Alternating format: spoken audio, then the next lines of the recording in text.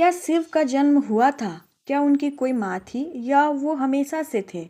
सनातन धर्म के ग्रंथों के अनुसार शिव का कॉन्सेप्ट समझने के लिए हमें वेद से शुरुआत करनी होगी, क्योंकि पुराण शिव की कहानी बताते हैं लेकिन वेद उनकी तत्व को समझते हैं। आज हम क्रोनोलॉजिकल तरीके से समझेंगे। वेद में रुद्र का वर्णन, उपनिषद में उनका दर्शन, लिंगोद्भव की घटना, शिव का रूप और सिंबलिज्म, सती और पार्वती, समुद्र मंथन, महाभारत और रामायण रेफरेंसेस और अंत में शिव का दार्शनिक अर्थ। सबसे पुराना ग्रंथ है ऋग्वेदा। ऋग्वेदा में शिव शब्द बहुत कम मिलता है, लेकिन रुद्र का वर्णन स्पष्ट है। ऋग्वेदा मंडल 2 सूक्त 33 में रुद्र को तीव्र, भयंकर लेकिन उपचार देने वाले रोगनाशक औषधि के ज्ञाता बताया गया है। उन्हें श्रेष्ठ वैद्य कहा गया। यहाँ एक इम्पोर्टेंट बात, रुद्र सिर्फ विनाशक नहीं थे, वो हेलर भी थे। यजुर्वेदा में श्री रुद्रम मिलता है। यहाँ रुद्र को नमः शिवाय छ शिवात्रय छ कहकर संबोधित किया गया। यहाँ शिव का अर्थ है कल्याणकारी। इससे पता चलता है रुद्र ही बाद में शिव रूप में पूजा गए। श्वेताश्वेत्र उपनिषद में लिखा है, एको ही रुद्र न दिव्यत्याय तस्थुर, अर्थ यानी रुद्र एक ही है, दूसरा कोई नहीं। ये मोनोथेस्टिक डिक्लेरेशन है। यहाँ रुद्र को सर्वव्यापक, सृष्टि का कर्ता, संहार कर्ता बताया गया। इसका मतलब वेदांत के हिसाब से शिव एक परम ब्रह्म के रूप में देखे गए। ये कॉन्सेप्ट पर्सनल गॉड से बड़ा है। एक समय ब्रह्मा और विष्णु में विवाद हुआ, कौन बड़ा बोल के। तब एक अनंत ज्योति का स्तंभ प्रकट हुआ, न अंत न आरंभ।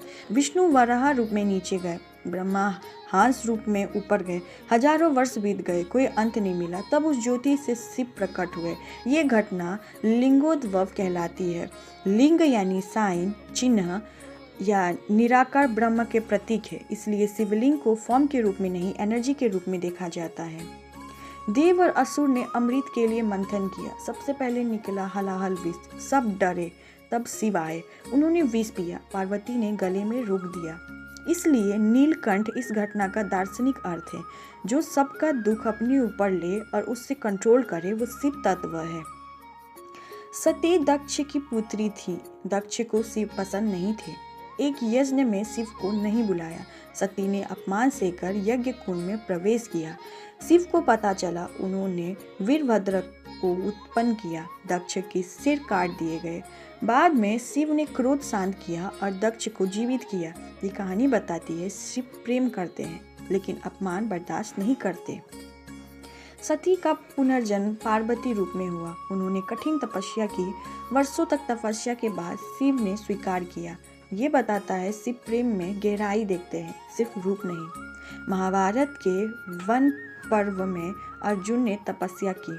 शिव ने किरात रूप धारण किया, अर्जुन का परीक्षा लिया, फिर पशुपत अस्त्र दिया। ये बताता है शिव शक्ति देते हैं लेकिन परीक्षा के बाद। रामचरितमानस में राम ने रामेश्वरम में शिवलिंग स्थापित किया। ये दर्शाता है अवतार भी शिव को प्रणाम करते हैं। शिव रूप नहीं, तत्व है। उनके प्रतीक जटा यानी तपस्या, गंगा शुद्धि, चंद्रमा यानी मन, त्रिनेत्र यानी ज्ञान, त्रिशूल यानी इच्छा, क्रिया, ज्ञान, डमरू यानी सृष्टि की ध्वनि। उन्हें शमशान में रहना मृत्यु का ज्ञान माना जाता है। वेद में रुद्र, उपनिषद में परम ब्रह्म, पुराण में महादेव, इतिहास में योगेश्वर। शिव का जन्म नहीं हुआ, उन्हें समय के साथ पहचाना गया। शिव का अर्थ है जो अंधकार मिटाए। शिव को ढूंढने मत जाओ, शिव को समझने की कोशिश करो, क्योंकि शिव कहीं बाहर नहीं, चेतना के रूप में अंदर ही है। ओम नमः शिवाय। और आगे जानते हैं वैदिक अनुसार क्या शिव वेद से पहले थे? इंदुस वैली सिविलाइजेशन मोहिंजोदारो में एक सील मिली जिसे पशुपति सील कहा जाता है। उसमें एक योगी पोस्चर में व्यक्ति, चारों तरफ जानवर, सिंह जैसे मुकुट। कुछ स्कॉलर्स इसे प्रोटो शिव मानते हैं, लेकिन ध्यान रहे ये कंफर्म प्रूफ नहीं, सिर्फ एकेडमिक हाइपोथेसिस है। इससे क्या समझ आता है? शिव का कॉन्सेप्ट यानी योग, पशुपति, जीवों के स्वामी, प्रकृति से संबंध बहुत प्राचीन हो सकता है। ऋग्वेदा में रुद्र को भयंकर कहा गया, जैसे कि मैंने पहले बताया, लेकिन वही ऋग्वेदा 2.33 में प्रार्थना की जाती है, रुद्र हमें अपनी कृपा से बचाओ। ये ड्युअलिटी इंपॉर्टेंट है। रुद्र यानी विनाशक भी, वैद्य भी। जो तोड़ता है वही नया बनाता है। रुद्र प्रकृति का वाइल्ड फोर्स है। आज की भाषा में entropy plus hailing energy. Yajurveda का श्री रुद्रम उन्हें हर जगह बताता है। नमस्ते अस्तु भगवान विश्वेश्वराय, ये यूनिवर्सलाइजेशन है। श्वेतस्वत्र उपनिषद एक टर्निंग पॉइंट है। यहाँ रुद्र को सर्वव्यापक, सृष्टिकर्ता, संहारकर्ता और सबसे ऊपर बताया गया। जैसे मैंने पहले बताया, ये कंसेप्ट मोनिज्म की तरफ जाता है। अब शिव एक देव नहीं, अल्टीमेट रियलिटी है। ये वेदांत का ब्रिज है। लिंग, जिसको सबसे गलत समझा गया, प्रतीक। लिंग का अर्थ होता है चिन्ह या साइन। लिंगोद्भव कहानी में जो ज्योति स्तंभ आया था वो इन्फिनिट एक्सिस था। मेटाफिजिक्स में इसे एक्सिस मुंडी कहा जाता है। वर्टिकल पिलर, हेवन प्लस अर्थ प्लस अंडरवर्ल्ड कनेक्शन। शिवलिंग का गोल आधार यानी योनि, शक्ति तत्व। ये ड्युअलिटी नहीं, यूनिटी है। Energy plus consciousness. अब शिव शमशानवासी क्यों है? शिव का शमशान में रहना सिंबलिक है। वेदांत कहता है सब कुछ अंत्य है। शमशान याद दिलाता है बॉडी टेम्पररी है, ईगो टेम्पररी है, ये लड़ाई झगड़े, ये लालच, ये जेलसी टेम्पररी है। जो डेथ को एक्सेप्ट करे उसका फियर खत्म करे, फियर खत्म तो फ्रीडम शुरू। अब थर्ड आई, न्यूरोलॉजिकल सिंबलिज्म। त्रिनेत्र का सिर्फ डिवाइन पावर मत समझो। योगिक टेक्स्ट में आजना चक्र का सिंबल है, अवेयरनेस सेंटर। जब थर्ड आई खुलता है इल्यूजन जल जाता है। कमा यानी डिजायर जल गया था जब शिव ने थर्ड आई खोला। इसका मतलब अनकंट्रोल डिजायर डिस्ट्रॉयज क्लैरिटी। समुद्र मंथन का मतलब बताती हूँ, ocean, unconsciousness mind, unconscious mind. देव यानी पॉजिटिव फोर्सेस, असुर यानी नेगेटिव इम्पल्सेस, हलाहल सप्रेस्ड पॉइजन। शिव ने पॉइजन पिया, मतलब कॉन्शियसनेस सबसे पहले डार्कनेस को एक्सेप्ट करती है। पार्वती ने गले में रोक दिया, पॉइजन को हार्ट में नहीं जाने दिया। लेशन, इमोशन को फील करो लेकिन आइडेंटिटी मत बनाओ। कश्मीर सेविज्म कहता है शिव ही कॉन्शियसनेस है। शक्ति यानी डायनेमिक एनर्जी, शिव यानी पूरे प्योर अवेयरनेस।